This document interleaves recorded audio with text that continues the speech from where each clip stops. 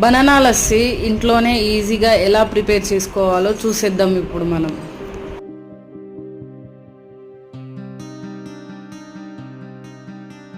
చల్లగాలి తాకుతున్న మేఘమైనది మనసిలా, నెలకేసి జారుతున్న జల్లు అయినది వయసిలా.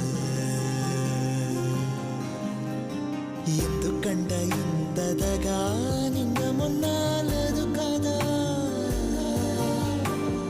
ఉండి ఉండి నెమ్మదిగా నన్ను ఎటో లాగుతుందా, తప్పదని తప్పించుకోలేనని తో చెట్టు చేస్తున్నదా.